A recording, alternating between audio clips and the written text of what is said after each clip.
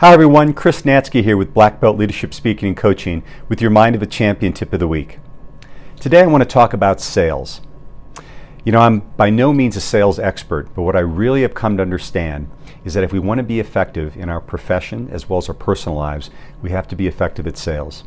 Whether or not that is part of your title and your position with the work you do, if you're a solopreneur and you have goods and services that you're providing, or if you're a 16-year-old that just got his driver's license and you need to convince your parents to let you take out the car for the first time, you're in sales.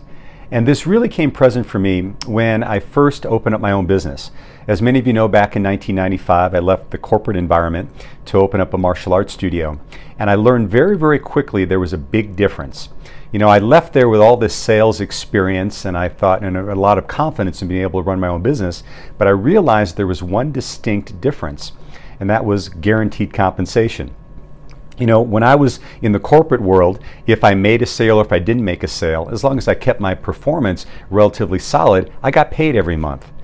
But when I had my own business in the martial arts world and I was sitting across the table of a mother of a 9-year-old and I didn't make the sale, I didn't get paid that day.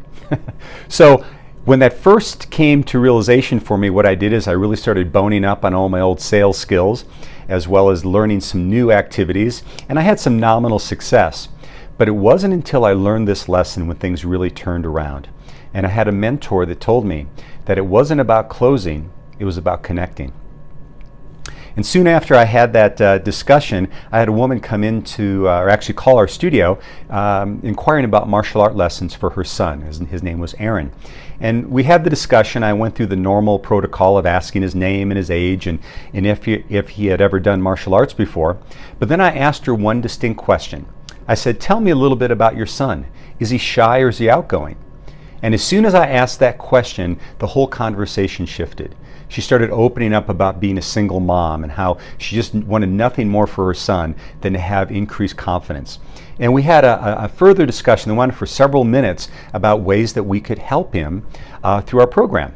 Well, a couple days later, Aaron came in with his mom, and he took a trial lesson with us, and he really loved it. And but his mom looked at me very sternly and said, "Don't try to sell me. I'm going to be looking at a bunch of other martial arts schools before I make my decision." I said, "Very well, ma'am, that's great. In fact, let me tell you a couple of things I think you ought to look for in a center." And I gave her that advice, not knowing if I'd ever see her again. Well, about 2 weeks later, Aaron's mom came back in. And she said, "I'm ready to enroll my son in your school."